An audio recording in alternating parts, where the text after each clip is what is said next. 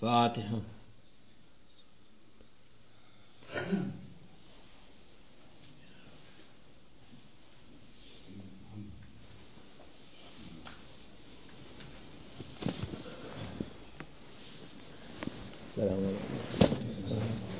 أعوذ بالله من الشيطان الرجيم بسم الله الرحمن الرحيم والصلاة والسلام على رسولنا محمد سيد الأولين والآخرين مدد يا رسول الله مدد يا سادات أصحاب المسلمين مدد يا مشايخنا دستور مولانا شاء الله فاز حسن شيخ محمد عن حقاني مدد طريقتنا الصحبة والخير في الجمعية أعوذ بالله من الشيطان الرجيم بسم الله الرحمن الرحيم وخلق الإنسان ضعيفا صدق الله العظيم Allah Azze ve Celle buyuruyor, insanoğlu zayıf yaratıldı.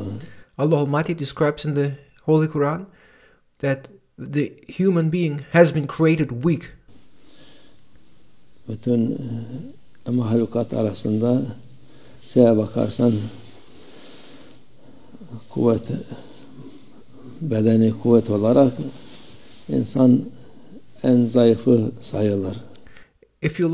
If you compare the human being to other creatures, you will see that from a physical perspective, the human being is weak compared to other creatures. Böcekten, haşerattan bile şey olarak zayıf. A human being is so weak to that extent that it may even be subdued by an insect. Kuvvet, bedeni kuvvet olarak Allah Azze ve Celle onu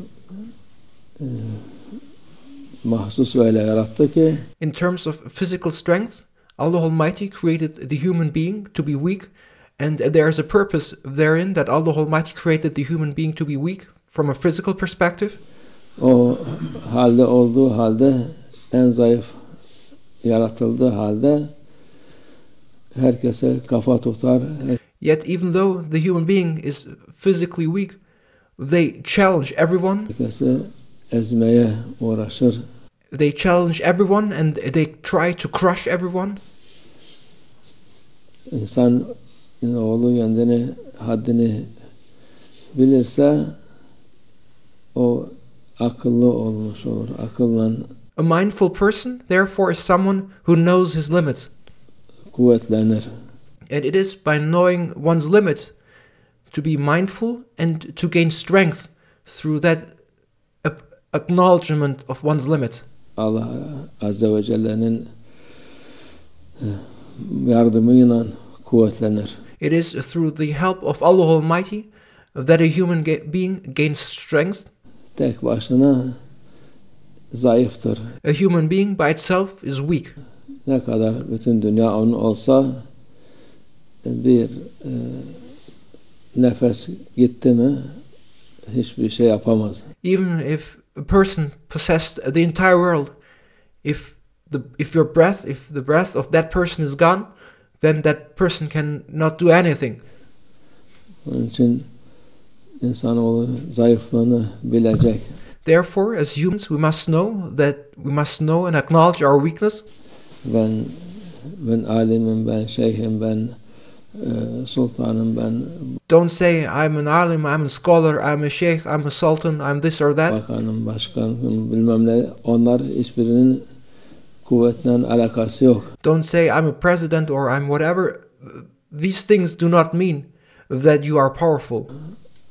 Kuvvet Allah Azze ve Celle'nin olmakla beraberdir kuvvet. Power comes from being with Allah Almighty. Ondan biz zayıflığımızı bilip we must know that we ourselves are weak. Allah'tan yardım etse and therefore we must ask Allah Almighty for support. Nefsimizi yenmeye and ask Allah Almighty for help to overcome our egos. Yardım isteriz ki en büyük düşman odur. We ask Allah Almighty for support to help us to overcome our egos, because our ego is our greatest enemy. Onun yaptıkları şey insana en kötü şey nefsi yapar insana. And it is one's ego that does the worst against oneself, and it is one's ego that commits the greatest harm against the person. Onu yenmese onun zulmünün altında kalır. If a person does not manage to overcome one's ego, then one will live under the tyranny and the oppression of one's own ego. Yaşadığımız günler, yaşadığımız vakitler gösteriyor. And this is what we see in these days that we live in. İnsan oğluna 60-70 sene, 100 sene, 1000 sene zulmeden insanlar en sonunda onlar da gitti. Those oppressors who oppressed, tyrannized their people for 60, 70 years, for 1,000 years, they're all gone. Onlar nerede binlerce sene geçti. And years and thousands of years have passed. Hiçbir şey kazanmadılar. And they have not gained anything. Allah'la beraber, Allah Azze ve Celle'nin beraber olanlar kazandılar. Only those who are and were with Allah Almighty won. Onların isimleri yüceldi. And their names have been exalted. Kendileri yüceldi. Allah indinde makamları yükseldi. And their stations, ranks, and have been increased and raised in the divine presence. Those who are with Allah Almighty. Çünkü insanlar unutturulmuş, kendilerini kuvvetli zannediyor. People of today, however, have been made to forget about their limits, and they think of themselves to be powerful. Bombası, topu, tüfeği var. They trust in their weapons, in their cannons, in their guns. Bilmem parası var, şu var, bu var. They trust in their money, they trust in their worldly possessions, in this and that. Ondan kuvvet ondadır zannediyor. And they think that in those things there is power. Onda hiçbir kuvvet yok. But there's no power in that. Onlar Allah'ın emriyle şimdi çalışıyor. These things only work through the permission of Allah Almighty. Vakti gelince hiçbiri çalışmayacak. But when the time comes, none of those things which they trust in will work any longer. Bunlar izinle oluyor.